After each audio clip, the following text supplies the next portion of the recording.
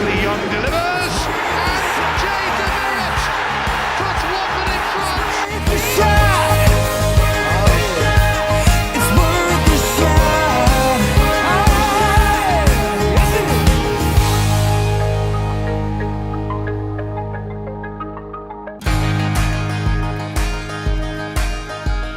Hey everybody, welcome to another episode of The Rise. My name is Ryan Sullivan. Far side, that of course, DeMerit. In the middle, three-time Olympian Brent Hayden. Welcome to the show. Oh, thanprethanks for having me. Absolutely. Our tallest guest so far. Yeah. Oh, I'm sitting, so it's okay. Yeah. We had to zoom out the camera for the first time here, so it's an My honor. head was out of the frame. Well, we're used to having short guests apparently, so Okay. or maybe you just got the tall chair today. I don't guess know, so. but either way, pleasure to have you. Thanks again for coming in.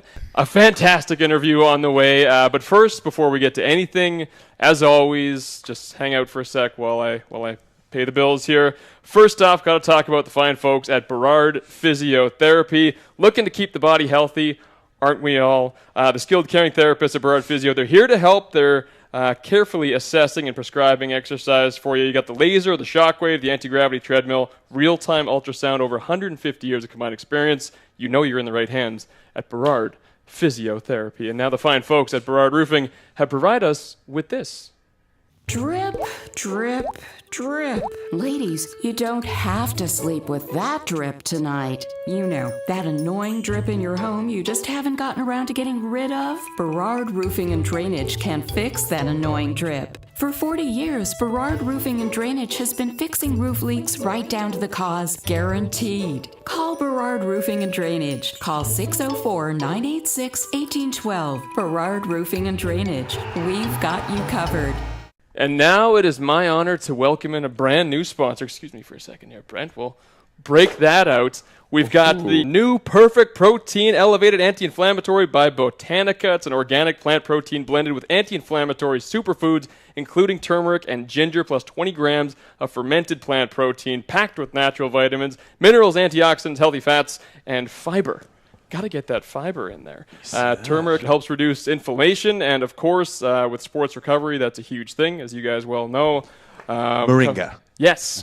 Coming off concussion the last few years, turmeric, ginger, it's a fantastic thing, and it's all good stuff in there. There's nothing, there's no dairy, there's no eggs going on. I think I want some of this. It's not bad. We'll mix it up. We'll get a little tasting session a little later. We'll get a little baggie for you to take home. Yeah, exactly. It's the care package, you know? Absolutely. And now we move on, of course. The fine folks at the Burrard Hotel have provided us with this. Even two guys in green spandex sometimes need to break away from regular life. And the Burrard has everything we need. Space for hanging out, Likes for exploring. sweet rooms for getting ready for the game. And an amazing downtown location. So book your Burrard breakaway now and we'll see you at the game. A stay at the Burrard makes heading to the game that much better. The inner courtyard has table tennis, a fire pit. You got bikes you can roam the town with. You're just footsteps away from the arenas, which is a great thing if you want to tip a couple pops back. And of course, they hired the Green Men as well, so you got to love them. Use that promo code, by the way, GreenMen at theburrard.com, and save yourself 15% off your next stay. And of course, the fine folks at Red Truck Beer, we thank you as well for keeping this show nice and lubed and running as smooth as it is. And our set so eloquently designed. Yeah, it's not I bad. love that wall. Yeah, oh, it's good. gorgeous. There's like in the studio, there's lots of like children's games and stuff in behind. So the Red Truck's actually Something for blocking it everybody, out. really. In this, Exactly. Here at the Hive. It's not too shabby. It's not too shabby. Now we welcome in. Let's put the protein powder down. We got Brent Hayden here. Now that we're through the ad block, once again, welcome to the show. First things first. People call you Soup. We need to know what the story is behind that. Okay, so I have a Superman S tattoo, and I got that as an homage to my swim team, the Chilliwack Spartans. That was the team I was on right before I moved out to Vancouver and started swimming at the National Swim Center. And it was kind of a tradition for swimmers before they, or when they move through the program and move to university somewhere and start swimming varsity, that they take a little piece of the team with them. So I was just continuing that tradition, and then people started calling me Superman, and just me, I don't know, I don't like feeling like I have an ego, so I just put a little spin on it and, you know, spelled it S-O-U-P like the food, because, you know, I'm kind of weird like that. I got a little bit of a sense of humor, and just like, you know, I don't want people thinking that I got that tattoo as a way to, you know, boast about, you know, my super speed in the pool or anything like that. So, and yeah, so that's the story. I'm actually having it lasered off now because it's just all the years in the chlorine and the sun exposure of, you know, training in the outdoor pools. I had it touched up, but it just never really looked the same again. So I'm having that one removed. I'm thinking about maybe having another one redone somewhere else just to still, you know, keep it. But yeah, that one's on its way out. Nice. Okay, so now that we got the backstory there, let's rewind. I mean, you grew up, I believe, from Mission. Grew up in Vancouver. You know, what's the story of your development, how you kind of got into the sport, and you know, just kind of going from there? Well, first off, growing up in Mission, you know, it's a small town, and, you know, I think I was very easily inspired by people from being from a small town who went on to achieve great things, no matter what it was, whether it was a sport or in music or arts. But for me, like at a very early age, I actually failed swimming lessons. Right, and I was generally pretty sucky at every single sport I did. I played soccer. Okay. Have you always been tall? Like, have you always been? Yeah. Yeah. I was always tall, so they thought maybe that was supposed to be like, you know, You were pushed beneficial. towards basketball in school, of course. I did that too, but yeah, my first game of soccer, I ran in the wrong direction. I thought I was on a breakaway. I did baseball. The coach yelled at me one game to throw the ball home. I turned around and threw the ball in the direction of my house. But yeah, in basketball, everybody was asking me to join my elementary school basketball team, and I scored one basket in the entire year. I still remember it. I was really proud about that basket. But you know, I fell in love with swimming, and every practice, because eventually, you know, my parents didn't care that I failed, you know, swimming lessons. They still put me on the team anyways. But I would actually be leaving the pool, and my parents would always be wondering where I went. I would always go off to the left there. They had this little Hall of Fame area, and I would just kind of get lost reading the stories of all these other athletes and all these other people in the community that went on and achieved things. And I would just get lost reading their stories. Like, I memorized the stories, especially of the two swimmers that were from there. Ryan Lauren, who was a Canadian record holder for the 50-meter freestyle, was from Mission. And then there was Gary McDonald, who was actually a silver medalist at the Montreal Olympics on one of the relays. So I thought that, well, you know, being from a small town, you know, I still can actually accomplish something. Maybe not necessarily get to the Olympics, but I can still make the best version of myself, and that's kind of how that started. Very nice. No, I love it. I love it. Okay, so now, as you get to kind of late teenage years, one of the things we like to talk about in development is like, how do you start to measure up? Do I want to play a sport? Do I want to try to go for a scholarship? If so, you know, what kind of school do I want to go to? You know, what was going through your mind at that point, as far as how you chose? Do I have a future in this sport? A. Do I want to go to school for this sport? B. And then how do those two come together to make your next move? Okay. Grade 11. Going into grade 11, that was the year that I decided that I was going to move out of summer club. Because at this point, I still hadn't been training seriously. I wasn't dedicated 100% to swimming. But that was the summer I finally won my first provincial gold medal in grade 10 in summer club. But if I continued in summer club, most of the other swimmers that I was racing against weren't going to be there the next year because they're going on and becoming lifeguards, or they've gone and become like a junior coach for their team. They're not taking it, you know, it's not serious. But I wanted to, you know, not necessarily go on to compete at a higher level to win, because honestly, I still didn't think that was necessarily a reality for me. I just wanted to see how fast I could go. So I had to make the move and join the team in Chilliwack, the Chilliwack Spartans. So I was a Mission Marlin for 10 years, and then Chilliwack for my grade 11 and grade 12 years. But that pool was a 45-kilometer drive from my house, and we had to be on the pool deck at 4:45 in the morning. So for my grade 11, grade 12 year, I had to make the decision that I was going to wake up at 3:30 4 days a week. Which is not an easy decision to make as a young person. Let alone 1 day a week. Yeah. Talk about I don't think I could do that now. So I was doing that, driving out there, training for 2 hours, coming all the way back to school. You know, I was a smelly kid in school because it doesn't matter how much soap you use in the shower, you can't get the smell of the chlorine out. So everybody knew when I was at swim practice, because I just bring that stench into the pool. It's a new cologne, the eau de chlorine. That's right. Chlorine and Cheerios. I feel like that's where soup came from. maybe I don't. But it's just those 2 years was just about self development and just trying to see how fast I could go. And I didn't start realizing that making the Olympic team became what could possibly be a reality until probably about halfway through my grade 12 year. I had won the youth nationals in grade 11, then I won the junior nationals the next year, and I went to my first senior nationals, and that's kind of where people started give me the little elbow and be like, hey, you're actually pretty good at this thing. Here's this little, I shouldn't say little, I'm a tall, lanky guy from Mission who came out of the summer club, who never took it seriously until I was 15, who is actually kind of showing potential. So then I started getting the calls from universities down in the States. I was on the phone with UNLV, weekly. Michigan was trying really hard to get me to go there. I went on a recruiting trip to Calgary. SFU brought me up there for some of their training sessions, but it was the team that didn't really seem to care whether or not I came at all. Was the one that I ended up going to, which ended up being at UBC. One day, my coach actually got a meeting with the coach Tom Johnson at UBC, and we sat down for lunch during a swim meet. And I remember him just looking at me like, I don't know anything about you.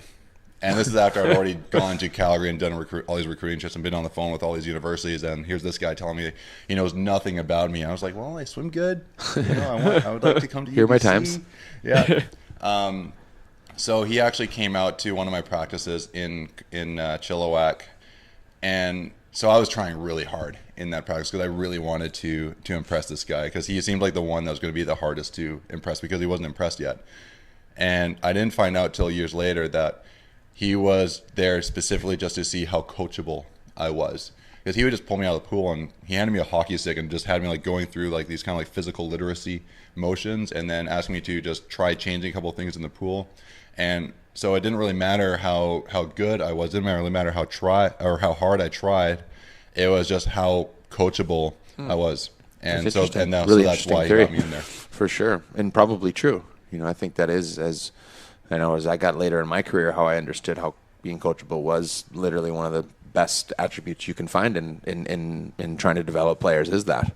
Yeah. And probably at the same time it's being taken out at the same rate of like, kids not wanting to be coachable, or kids wanting to,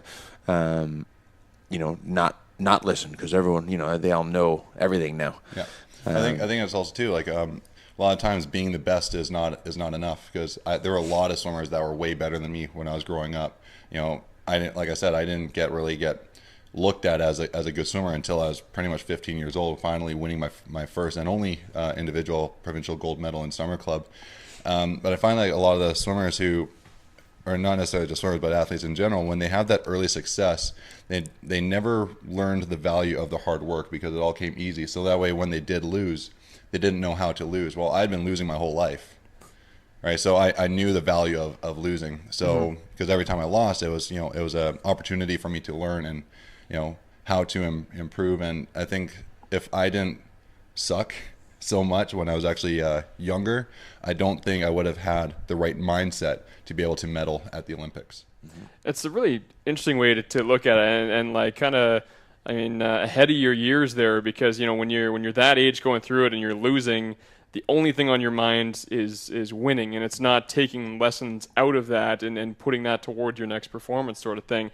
So that's really refreshing to hear, and a great lesson for young athletes out there. But let's talk about once you got into university, and then once you started getting that coaching. What was the turn that brought you from just this guy that was trying to make the team to the guy that was leading it? I think a lot of it comes down to the accountability, because when you're in high school, a lot of times you're at practice because your parents woke you up. Your parents drove you to the pool. They picked you up. They're making your meals for you. They're doing all the grocery shopping. Suddenly you're in university, and I have to set my own alarm. I don't have my dad who's going to come down and make sure I actually woke up and have my my egg and oatmeal breakfast ready to eat. So that accountability was definitely a huge transitional period for me, and I think it's a place where a lot of athletes do struggle. Even if you're not athletes, I think just the fact of getting out of your parents' house and getting into university. You know, the freshman, was it 15, where all of a sudden everybody just puts on 15 pounds in their first year of university. It's really challenging, especially trying not to get caught up in the whole after hours student life, things that go on in the. I don't know what you're talking about. Yeah, I don't know. What Could I'm you talking elaborate, about please? all the drinking and the partying that right. goes on, right? And especially being an athlete on campus, people like kind of look at you kind of like the little local celebrity. Everybody wants to be friends with the athletes. So it was a tough time to make sure that I stayed really focused and going to bed early enough to be able to wake up early. How come they always have pool practice like at 4? Why don't they just make it at 10 or 9 or 8 or when basketball practices and everyone else? Because soccer. Pools are community facilities, so they need to make sure that there's time for the community public swimmers to come in and do their lengths. Whereas a basketball, a stadium or arena or a basketball court is not being used by the public, so they can use it all day. Nobody else is ever going to go on there. But the pool, we have to work around public, and a lot of times we're actually training while the public is in. So while our coach is trying to talk to us, and this is actually something I struggled with as a kid, we would have 3 lanes for our practices. The other 3 lanes were open to the public. So lifeguards would be blasting their music. There'd be water aerobics going on in the shallow end, kids swinging on the ropes. And so the coach is trying to talk. I'd be looking around like, oh, what's that looks way more fun. And then I push out the wall. I have no idea what it is I'm doing. I actually won the I Don't Know award, this joke award that the coaches made up, because I never had any idea what I was doing because of those distractions. And that's just, again, it's just one of the challenges that swimmers have to deal with. So, I mean, with that said, and this is what sidelined my swimming career, is that, when I was a little younger, when I used to actually swim, when I'd go do some lane swimming in like high school or something like that, it would always irritate the hell out of me when somebody else got into my lane and was swimming towards me or something like that. Now, how do you, clearly I couldn't overcome that little thing, but how do you overcome that distraction of like 7 or 8 other lanes going on? And we're still talking about, university years and whatnot here, where you're really trying to make a name for yourself.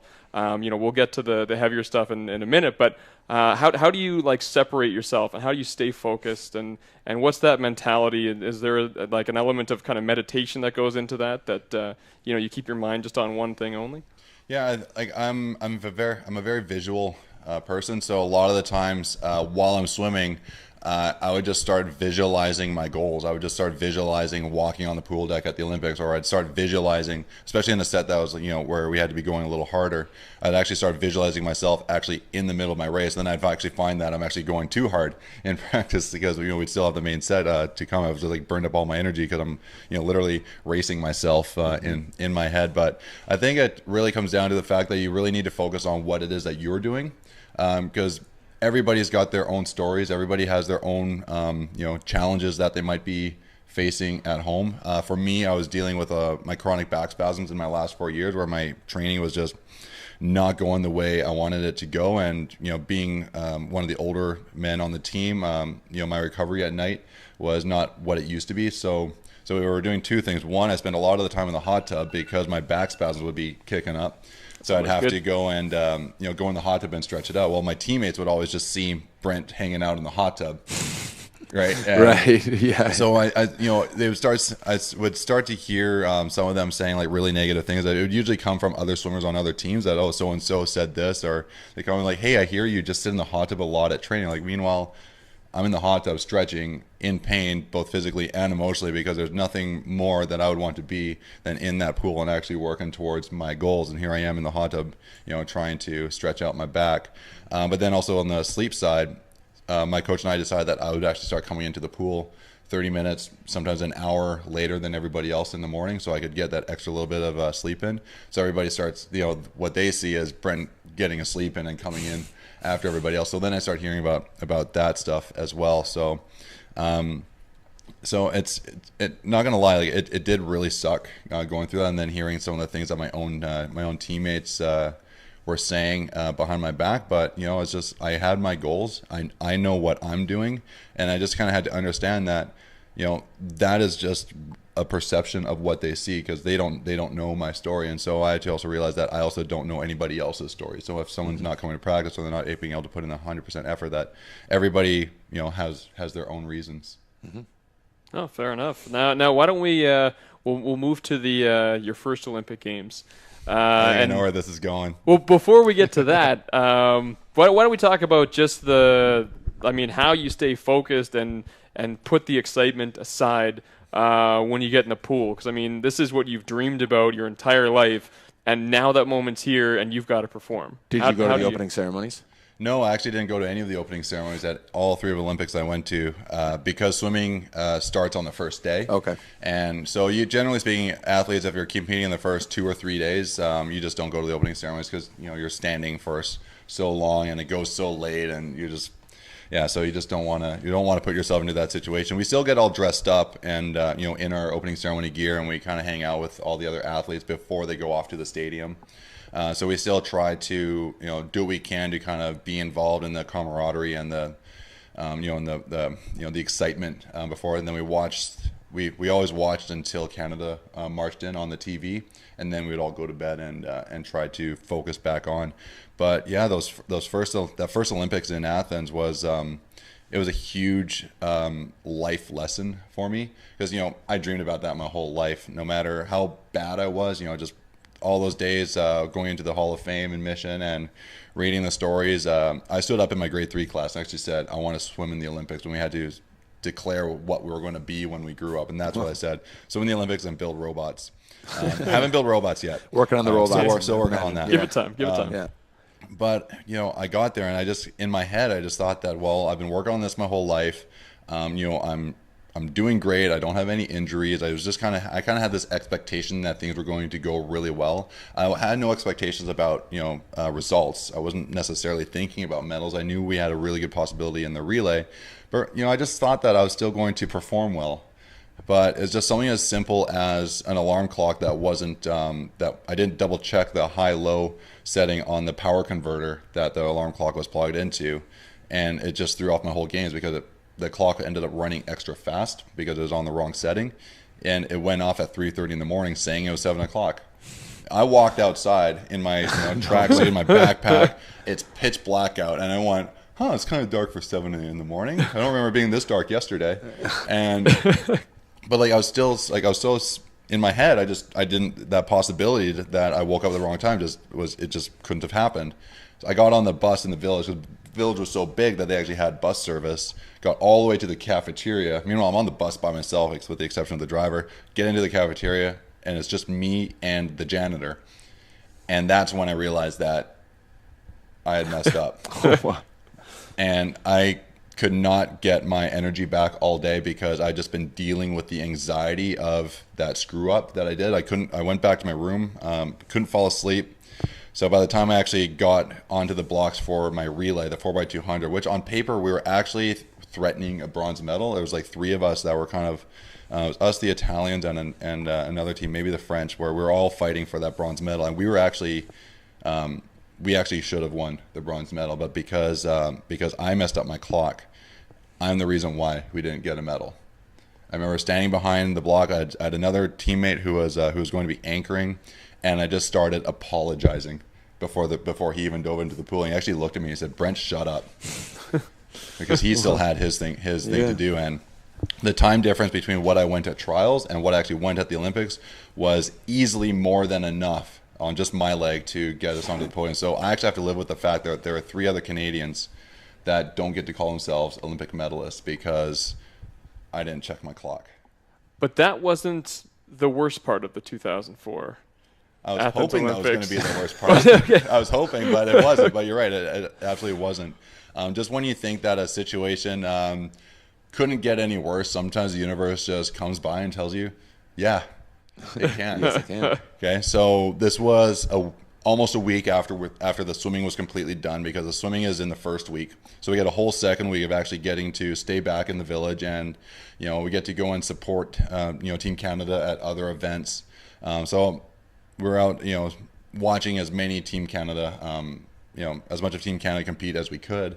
But then at night, you go out, and what the athletes do is we go out and we celebrate, and we ended up at the wrong place at the wrong time, because we walked down the street into a sort of like a plaza kind of area, and all of a sudden we just see like a whole line of riot police No idea why they're there. They've got their helmets on, they got their shields out, they're standing shoulder to shoulder. You see an armored vehicle behind them. And so we kind of come together as a group. And we're like, okay, well, we should probably just go back to the village. This doesn't seem like the place that we should be. And next thing we know, the riot just breaks out. Right? It was like a mob mentality. As soon as like one person throws one rock, everybody's picking things up off the streets. Dumpsters are being pulled into the street. And then you started hearing the pop, pop, pop sound. I'm assuming it was like rubber bullets or tear gas or something. We ran exactly where we came from just to get out of there. We just wanted to, I didn't want to get hit. I didn't want to, didn't want anything bad to happen.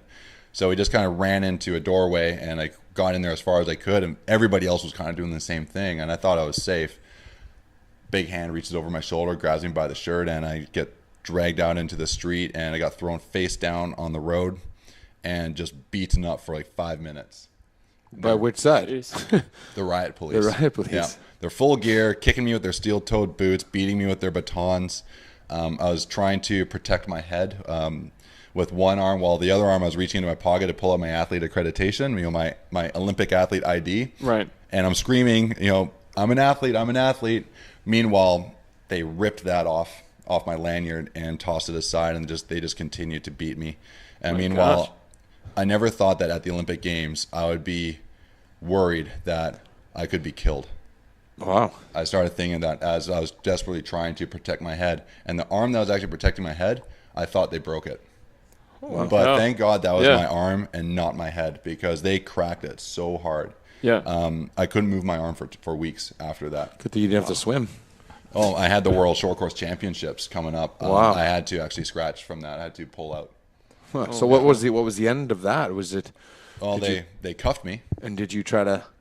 Yeah, they cuffed me, and I was in captivity for about 45 minutes before somebody from the. This is what I heard, that somebody from the police station radioed back and said, if you have a Canadian athlete there, get rid of him, because the RCMP that was in town, because the other athletes called back at the village, they sent the RCMP down to the police station to intercept me, and so they just released me, and the only explanation I got was that I was tall and wearing a dark shirt. Now, I tried. Jeez. I actually went to the Canadian Embassy. I made a statement. All the athletes made statements, but in the end, phone cameras didn't exist yet. The one guy that actually had a camera, because digital cameras were so expensive back then, the one guy that was there actually had just left previously, so we had no pictures of the event, and all we had were the testimonials from a bunch of athletes who had been drinking. So that was no way, that was not going to. So the Canadian lawyers were like, there's nothing we can do. We know it's the truth, but there's nothing we can do, because the Greek government just straight up denied the whole incident. They said it was a peaceful demonstration with no arrests or injuries. Those were their exact words. Holy cow. Yeah. So the bar for the Olympic Games has been set quite low. Yes. But I don't mean to make light of that at all. But obviously you're down, but you're not out, because as soon as 2004 ends, I mean, sights are set on 2008, and that's where the rise kicks in, and we love to pump that buzzword as much as we can. But Well, I'll be honest. I thought about quitting after I got back from Athens. Yeah. I was very close. Luckily, I had a good coach who I could talk to about it, and I got set up with a good. Our team psychologist was very good. So the only reason why I was able to get through that was because I had the right people to talk to about it. But in the end, it was an awful situation. But I found a way to actually use that as fuel and motivation to keep going, because it's not enough to just show up and just expect things to go well anymore. Mm-hmm. Right? I had it's almost like, as awful as it was, it actually helped me find that purpose that I guess I didn't have in going into the Athens Games. yeah, and so moving forward, I mean, we've got a ton of different things: World Championships, Pan Pacific, Commonwealth. What was the big and I know I used this earlier, but what was the big kind of turn yet again for you, where it's like, okay, this is back to business. We're just one goal in mind. Again, that's getting back to the Olympics, the main stage. What was that kind of lesson that you had to teach yourself once you got back and through all that turmoil? I think it kind of came to a culmination in 2007. And again, this is where I think it's really important to have a reason that's bigger than just your own personal performance or results. because I got a call from my parents the day before I left to go to Australia. That's where the World Championships were held in Melbourne. That my grandfather, had basically was not going to make it. He was not going to live till I came home. So I had to see him in the hospital, and my dad just put the chair next to his bed, and he said that, there's a chance that he might not wake up. So just, if he does, just think about what you want to tell him. And I just sat there and just like, I've just no idea what I'm going to tell him. And then he wakes up and he just looks at me, and I just said, I'm going to the World Championships tomorrow. I'm going to win you a medal. He died 5 days after that in Australia. But I think when I was standing behind the blocks, there's world champions, there was Olympic champions, European champions, world record holders. Everybody else in that pool had succeeded at the biggest level of competition. And then there was just me, little kid from Mission who failed swimming lessons and just kind of sucked at all these sports, who kind of seemed to already have exceeded his potential. I just had a reason bigger than all of them to succeed that day. And when I touched the wall and won the gold medal, that was why that medal meant so much to me. It wasn't because I was a world champion. It's because I just made the stupid, big, crazy promise to my grandfather. And that's the reason why I succeeded, and I did it for him. Now, Oh, this is great. And, sorry, again, it it's never great. gets easier. It never gets easier sorry. telling that story. Yeah, and I really wish that I actually could have carried that through to the Olympic Games, but something happened was, after I came home and started reading about all the news articles and people wanting to do interviews with me, Brent Hayden, world champion, it started to go to my head. And I started getting, I wouldn't say I started getting an ego, but I started expecting that I was going to go to the Olympics. And, if you go to the Olympics as a world champion, like a bad performance would be at least a bronze medal. So that's still really good. I should be going to the Olympic Games and at least coming home with a medal. And that's where I screwed up. So in Beijing, I screwed up months before the Olympic Games because I thought I was going to come home with a medal. I went into the semifinal thinking in my head that I don't need to win today. I just need to come top 8. I had the 4x200 freestyle relay that night. And that's the relay that I screwed everybody else up for in Athens. So I was going to save a little bit of energy, not come top 8, because I'm so good that I can do that at the Olympics. And then do what I can in the relay. Hopefully I can get these guys onto the podium. Or help these guys get onto the podium, and then I'll come back tomorrow and win the Olympic gold medal. I had this whole strategy game plan laid out. I came 12th. Right. I dove into the pool, and right away I knew something was wrong because I didn't give it that extra little push that I needed right off the start. I was just a little, not quite 100%, maybe 99.5% effort, and that was enough to the difference from being top 8 and being back in 12th. So I came back in that relay. I was the third swimmer going in. When I dove in, we were in 7th place. I actually did the fastest split ever in history to the 100-meter mark, the halfway mark during my leg. I touched feet on the wall in 49 seconds.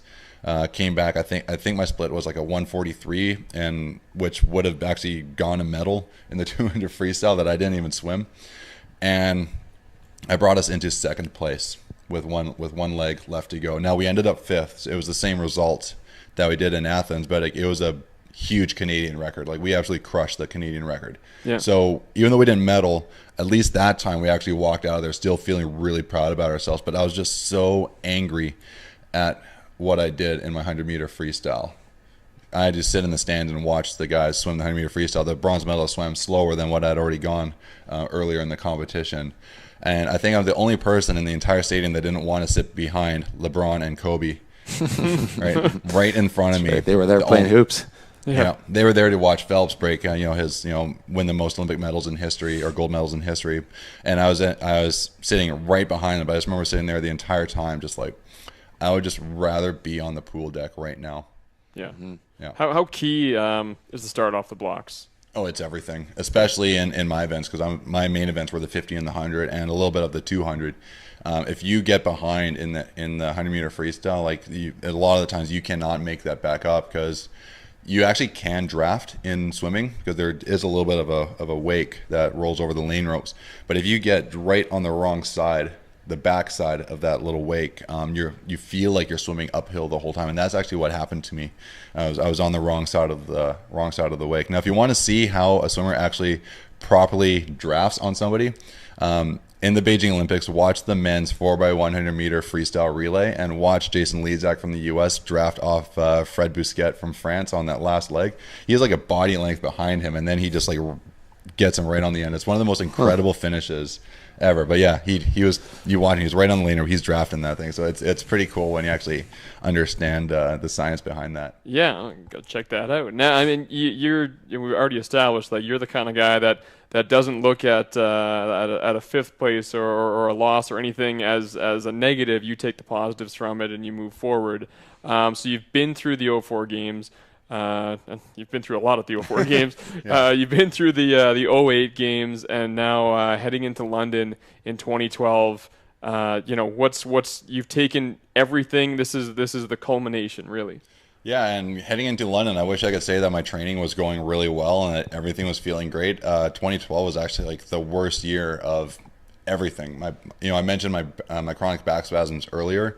Those were a huge issue for me, because I was consistently not able to give the 100% in training, because as soon as I give it 100%, my back muscles would start twitching and remind me that I needed to back off.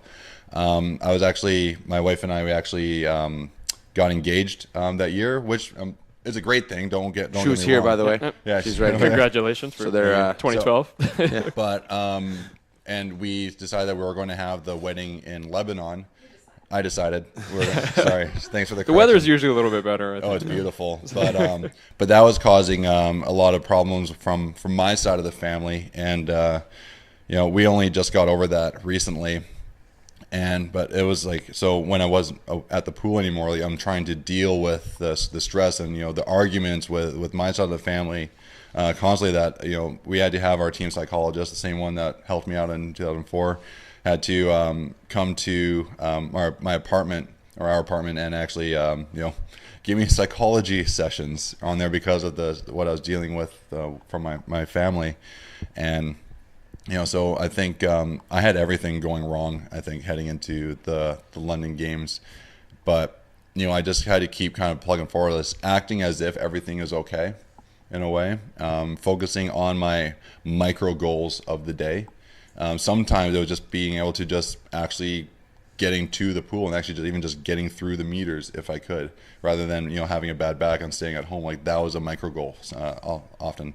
But 2 weeks before the games, we were in Italy for our staging camp, and that was actually where I actually thought I wasn't even going to get to compete anymore, because I had a spasm in my hotel room that lasted for 4 days.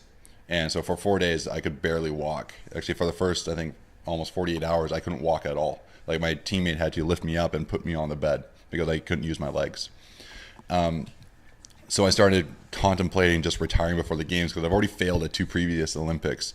How are people going to remember me if I get up on the blocks in London and I fail again?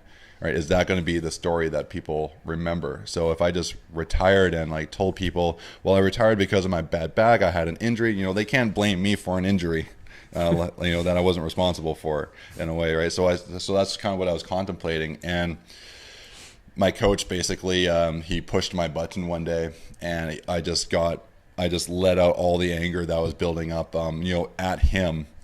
And the next day I felt better. My back had loosened up, and so that's one of the things what I'd had the same coach since I moved out to Vancouver, and he knew exactly which button he needed to push. So I think that's one of the great things about having a good coach. He knows exactly what button to push and exactly when to push. It's not what you want to hear, but oftentimes it's what you need to hear. So he did that for me, and I got back in the water 2 days after that, and I was doing best times for some of these certain training sessions I do to prep for meets. So by the time I actually got to the games, I went into the semifinal, and I just knew that there was a good chance I probably wasn't going to make it into the final. Like, these guys have, again, new world champions, new world record holders that weren't even there, at the Beijing games, and I'm one of the older swimmers now.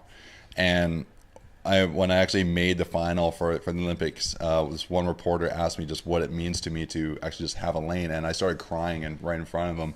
This was a newspaper reporter, so I didn't get this on camera, but I just told him it means everything. Just the opportunity after 3 Olympics to finally get to stand behind my block with my Team Canada tracksuit in an Olympic final. Just that opportunity had eluded me for 8 years already. So when I actually got on the blocks that day, my rib was out of place. Oh, jeez. Because it could get worse, right? My rib was actually out of place that day. I don't know why. It happened while I was sleeping. My goggles, which were a new pair of goggles, there was actually something wrong with the strap that I didn't notice. So if you actually watch the video on YouTube, I'm actually the last swimmer to put my goggles on. Right, like everyone's got their goggles on. They're all like looking mean. They're all looking intimidating. And then the camera goes to me at the last second. There's just me, just looking at my goggles, trying to figure out what happens. And then I was the oldest swimmer in the final by 5 years who couldn't even walk. 2 weeks earlier, I had every reason why I shouldn't succeed. Okay, but in Beijing, I had every reason why I should succeed, and I didn't do it. So because of my failures in the past, they had been building up to this moment when I had everything working against me. But despite everything, that is why I succeeded that day and won Canada's first ever bronze medal in the 100-meter freestyle at the Olympics. I was actually only the second swimmer to even be in the final in the 100-meter freestyle. The guy who actually did that before me was Dick Pound. Dick Pound, yeah. Right? Everyone loves Dick Pound. Former president of and CEO of WADA and former Canadian Olympic Committee member. He was the last guy, and he was the guy who actually hung the medal around my neck. Wow. Oh, very impressive. I mean, now you only hear Dick Pound when there's like a steroid infraction or something. That's when it pops up. But that's a pretty cool story. My last question before we get to the Rise and Shine rules is that I'm always fascinated by this with Olympians. It's how they get to that point when it comes to funding and sponsorship and just being able to put gas in the tank to get out to practice and whatnot, because it seems like it's always different with every other sport. How did you keep yourself going, and how did you keep money in the bank sort of thing along the way? Yeah. Well, obviously early on, like everything was funded by my parents. Like most athletes, I think they're the ones that were putting the gas in the car and buying the groceries and everything. But there did come a point where in 2004, first actually I got the Victor Davis Memorial Fund. Victor Davis was a huge swimming hero in Canada back in the 80s, and was tragically killed by a drunk driver. So I won that, and I think it came at a very opportune time because I was now having to pay for air travel to go to these competitions. So that was a huge load off my parents' wallet just to even get. I think it was like $500, but it was enough to keep me going. After that, I actually got my first sponsor with Visa Canada. Oh, great! Right, because they started a program called the Team Visa. I was one of 4 athletes that were selected across the whole country. And we had Bruni Surin actually as our mentor. Bruni was one of the 4 members of the 4x100 track relay with Donovan Bailey that won the gold medal in Atlanta. So that was really cool. And then from there, they actually stuck with me throughout all my career after that until my retirement. So sponsors were a huge thing. So I also had Speedo came on. General Mills I actually had for the Beijing games. They actually put me on the Cinnamon Toast Crunch box. That was nice. That to me is the dream, right? Yeah, that was awesome. Heck with the Olympics, that's the dream. Right, Cinnamon Toast Crunch. Yeah. And then I also had Rona. They had a program called the Growing with Our Athletes. And then heading into London 2012, I had a sponsorship from Coca-Cola under their Powerade brand, and I actually got to do what was at the time regarded as the best sport commercial in history. Nice. And it was I got to fly down to LA and do that. And the guy who actually filmed it was the guy who actually won the Academy Award for cinematography for The Revenant with Leonardo DiCaprio. Oh wow! So I actually got filmed by that guy. Very impressive. Chivo. You taught him everything he knows. Yeah. I actually saw him go up on stage to get that award. I'm like, I know that guy. Right? And I'm pretty sure, they haven't confirmed it, but I'm pretty sure the voiceover is Al Pacino.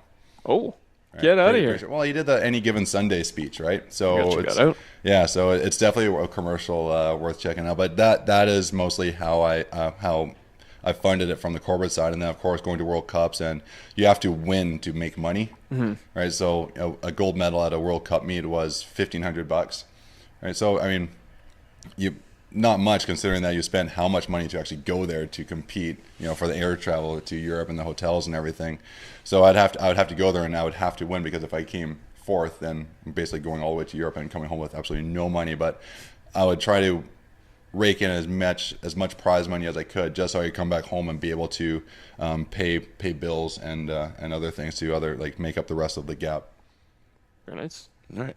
Well, obviously we've now gone through a lot of roller coastering. Yeah. So again, you talk about, I know as an athlete how long it is to stay there, to stay at the highest level where you're even in the conversation for, 10 plus years, that's a lot, right? And I think one of the things we always want to do when we get to the end of the stories and we talk about successes and the adversities is just go back to you and when you think about it all. And one of the things we do with every mentor that comes through the Rise and Shine Foundation stuff is to ask them more like, what are their rules? Like, we call them Rise and Shine rules. So these are like mottos you live by, or certain things that you do every day when you wake up. And can you think, kind of going back in your journey as to like, what are some of the rules that you've lived by, and what are some of the rules that you've kind of unearthed or built through these experiences that just make you now, as you move forward into your new projects, which we'll finish in a second. But what are the words you live by? Rise through challenge.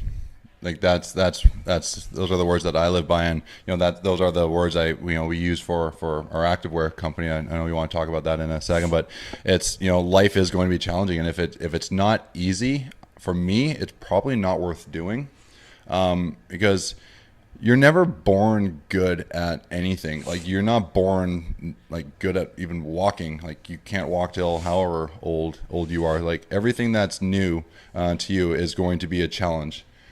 So I never defined myself by things that I was just naturally good at, because I sucked at swimming, but I did it because I loved it. So I think everything that I do in life, I have to love it, and I have to be willing to make myself amazing at it. I don't want to be just good enough at something. I find being good enough is not good enough. So it's all about just always trying to invent yourself, or trying to improve on the things that you've already invented yourself on, and just when you do face those challenges, that it is okay to fail. Failure is a part of the process, because failure was how I learned how to do most of my things. Failure was my greatest, and will forever be probably my greatest teacher. And it just kind of continue that forward, and just never being satisfied with where I'm at. And actually, on that point, I gotta say, because when I won the gold medal at the World Championships in 2007, I won with a 48.4. Now, when I went 12th at the Olympics, most people would think that, well, I must not have gone as fast as I went at the World Championships. I went 0.2 faster. I went at 48.2, and I got 12th. So it doesn't matter how good you are at something, you always got to be trying to improve upon that. Because if you're satisfied with where you're at because you won today, you're going to get crushed tomorrow. Yeah, no, that's great advice. Yeah. Now, the last thing we like to do, where can we find you? Where can our listeners see what you're up to? And first say what you're up to, so then they can go find that out. Well, I'm up to a few things, because I feel like I can't be too we can't get too. Yeah, why take it focused. easy on ourselves? No. That's I'm the same way. Let's just keep making it hard. Just a quick note, because I know a lot of athletes, they go through a lot of identity issues when they retire. So for me, I kind of sort of saved myself, because I had another passion while I was swimming, and that was photography, and that's something that I continued on after I was done swimming. So I'm actually still pursuing photography right now. So if there's any curators out there looking for an artist that they want to represent, when you are on Instagram, so because I have seen your photography I'll page, put the contact info up. we got to there. Now we've also started our activewear company, Astra Athletica, which our slogan is Rise Through Challenge, because we just want to spread that message that life is challenging. Okay, like whether you're an athlete, a musician, an artist, whether you're going to med school, whether you or a loved one are going through cancer, right?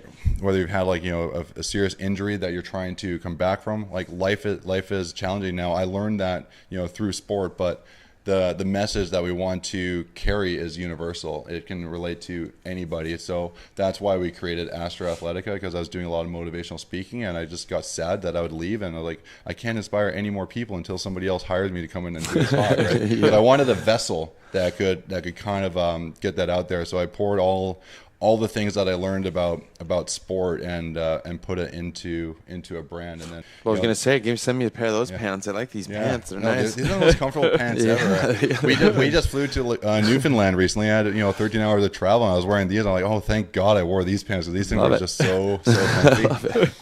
But yeah, so that's where we're at now. Very nice, very nice. Well, this is our brand, by the way, with the hat that I'm wearing, just so the viewers know that. So I just want to just say quickly, like the 3 stars, they actually represent your mind, your body, and your soul. The 3 things that you need to invest in and develop if you're going to achieve your goals. Mm-hmm. And then we just kind of put in 3 tier shape because it's synonymous with the Olympic podium. I love it. No, I love all your branding. Great logo, all that stuff. I know we've talked to you guys about this before, but if you don't, Ryan will put up all of the all of your tags and social media. Absolutely. And the Brent Hayden, if you want to follow me on Instagram, because Brent Hayden was already taken. It's another Brent Hayden out There's there. a lot of them, actually. Holy. Yeah. Well, you're a very well-spoken guy, and hell of a life career you've had, and of course still going. Wish you all the best with everything, the photography, the clothing brand, absolutely everything, buddy. Thank you so much for coming in, man. Really appreciate it. Thanks, guys. Yeah, that was great. And if you want to learn more about the Rise and Shine brand, stay tuned for 1 second, because here it is. Thanks again. See ya.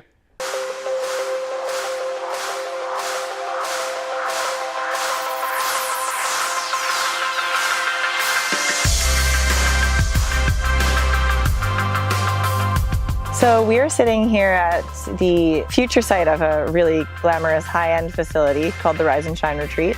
Currently we are kind of bootstrapping it with some tents that we've set up to be glamorous campsites, aka glamping. They make perfect accommodation for kids who are joining us for Jay's captain's camps.